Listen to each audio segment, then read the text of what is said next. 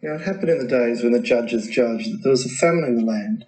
A certain man of Bethlehem, Judah, went to live in the country of Moab, he and his wife and his 2 sons. The name of the man was Elimelech, and the name of his wife Naomi. The name of his 2 sons Mahlon and Chilion, Ephrathites of Bethlehem, Judah. They came to the country of Moab and continued there. Elimelech, Naomi's husband, died, and she was left and her 2 sons. They took wives of the women of Moab. The name of one was Orpah, the name of the other was Ruth. They lived there about 10 years. Mahlon and Chilion both died, and the woman was bereaved of her 2 children and of her husband.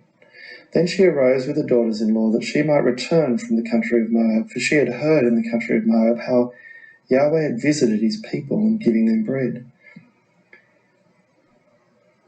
She went forth out of that place where she was, and her 2 daughters-in-law with her, and they went on their way to the return of the land of Judah.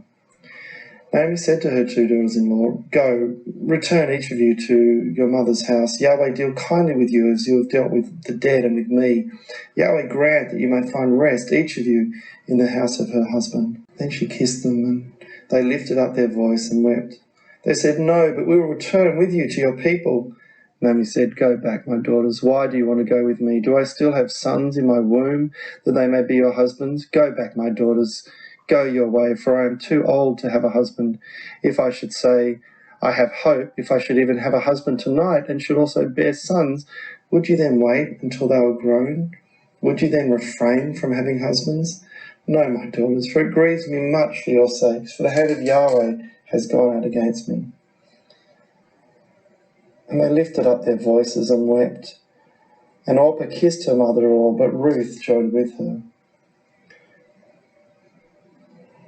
Naomi said, "Behold, your sister-in-law has gone back to her people and to her God. Follow your sister-in-law." But Ruth said, "Don't entreat me to leave you and return from following after you. For where you go, I will go, and where you lodge, I will lodge. Your people shall be my people, and your God my God. Where you die, will I die, and there I'll be buried. Yahweh, do so to me, and more also, if anything but death part you and me." When she saw that she was steadfastly minded to go with her, she left off speaking to her. So the 2 of them went until they came to Bethlehem. It happened, when they had come to Bethlehem, that the whole city was moved about them. And the daughters-in-law said, "Is this Naomi?" Naomi said, "Don't call me Naomi. Call me Mara, for the Almighty has dealt very bitterly with me. I went out full, and Yahweh has brought me home again empty. Why do you call me Naomi, since Yahweh has testified against me, and the Almighty has afflicted me?" So Naomi returned, and Ruth the Moabitess with her daughter-in-law, who returned out of the country of Moab, and they came to Bethlehem in the beginning of the barley harvest.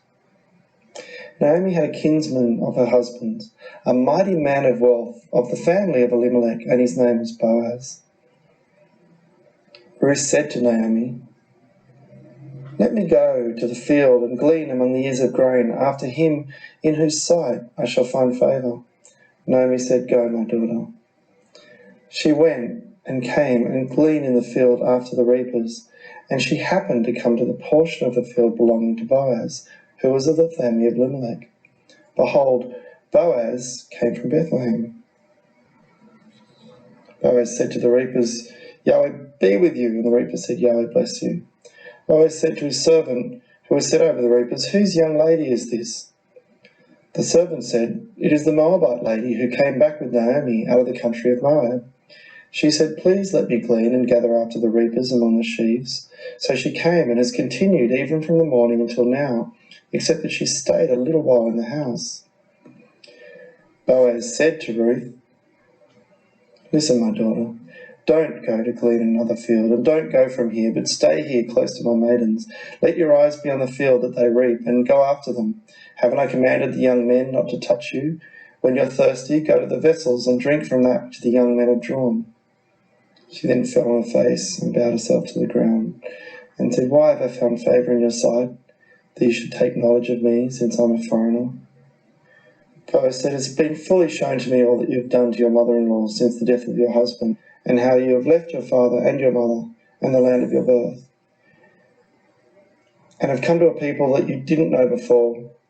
May Yahweh repay your work, and a full reward be given to you from Yahweh, the God of Israel, under whose wings you have come to take refuge. Ruth said, let me find favour in your sight, my Lord, because you have comforted me, and because you have spoken kindly to your handmaid, though I am not as one of your handmaidens. At mealtime, Boaz spoke to her, come here and eat the bread, and dip your morsel in the vinegar. She sat beside the reapers, and they gave her parched grain, and she ate, and was satisfied, and left some of it.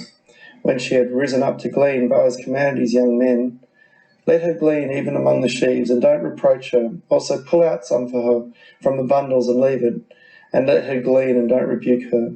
So she gleaned in the field until evening, and she beat out that which she had gleaned, and it was about an ephah of barley. She took it up and went into the city, and her mother-in-law saw what she had gleaned, and she brought out and gave her that which she had left after she was sufficed. Naomi said, where have you gleaned today? Where have you worked? Blessed be he who noticed you. She showed her mother-in-law with whom she had worked, and Ruth said, the man's name with whom I work today is Boaz. Naomi said, blessed be he of Yahweh, who has not left off his kindness to the living and to the dead. The man is a close relative to us, one of our near kinsmen. Ruth said, yes, he said to me, you shall stay close to my young men until they have ended up all my harvest. Naomi said, it is good, my daughter, that you go out with his maidens, and that they not meet you in any other field. So she stayed close to the maidens of Boaz to glean to the end of the barley harvest and of the wheat harvest, and she lived with her mother-in-law. Naomi said, my daughter, shall I not seek rest for you, that it may be well with you? Now isn't Boaz our kinsman, with whom maidens you were? Behold, he winnows barley tonight in the threshing floor. Therefore wash yourself, anoint yourself, get dressed, and go down to the threshing floor, but don't make yourself known to the man until he has finished eating and drinking. Then it shall be, when he lies down, that you shall mark the place where he shall lie, and you shall go in and uncover his feet and lay down. Then he will tell you what you shall do. Ruth said, all that you say I will do. She went down to the threshing floor and did according to all that her mother-in-law told her. When Boaz had eaten and drunk, and his heart was merry, he went down to lie at the end of the heap of grain, and she came softly and uncovered his feet and laid her down. It happened at midnight that the man was startled and turned himself, and behold, a woman lay at his feet. Who are you? I am Ruth, your handmaid. Therefore spread your skirt over your handmaid, for you are a near kinsman. Boaz said, blessed are you by Yahweh, my daughter. You have shown more kindness in the latter end than at the beginning, inasmuch as you didn't follow young men, whether poor or rich. Now, my daughter, don't be afraid. I will do to you all that you say, for all the city of my people knows that you're a worthy woman. Now, it is true that I'm a near kinsman. However, there is a kinsman nearer than I. Stay this night, and it shall be in the morning that if he will perform for you the part of a kinsman, well, let him do the kinsman's part. But if he will not do the part of a kinsman for you, then I will do the part of a kinsman for you, as Yahweh lives. Lie down until the morning.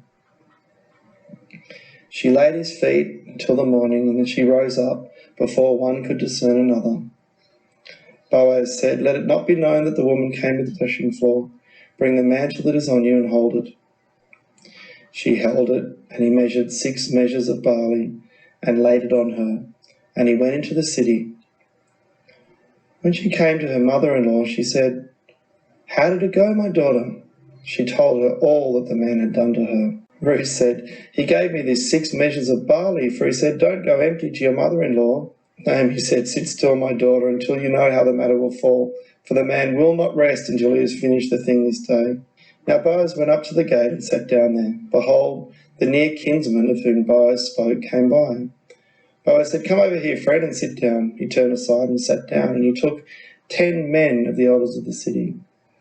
Boaz said, sit down here. They sat down. Boaz said, Naomi, who has come back out of the country of Moab, is selling the parcel of land which was our brother Elimelech's. I thought to disclose it to you, saying, buy it before those who sit here and before the elders of my people. If you will redeem it, but if you will not redeem it, then tell me that I may know. For there is no one to redeem it besides you, and I am after you. The near kinsman said to Boaz, I will redeem it. Boaz says, on the day that you buy the field from the hand of Naomi, You must buy it also from Ruth the Moabitess. Boaz said, On the day you buy the field from the hand of Naomi, you must also buy it from Ruth the Moabitess, the wife of the dead, to raise up the name of the dead on his inheritance. The near kinsman then said, I can't redeem it for myself, lest I mar my own inheritance. Take my right of redemption for yourself, for I can't redeem it. Now this was the custom in former time in Israel concerning redeeming and concerning exchanging. To confirm all things, a man took off his shoe and gave it to his neighbour, and this was the way of attestation in Israel.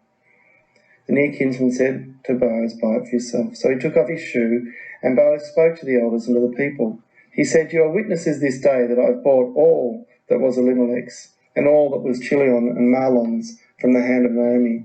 Moreover, Ruth the Moabitess, the wife of Mahlon, I have purchased to be my wife, to raise up the name of the dead on his inheritance, that the name of the dead not be cut off from among his brothers and from the gate of his place.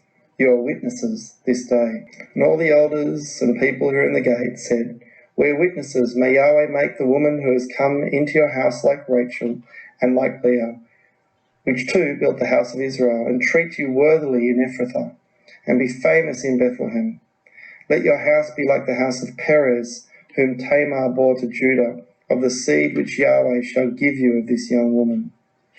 So Boaz took Ruth, and she became his wife. And he went in to her, and Yahweh gave her conception, and she bore a son.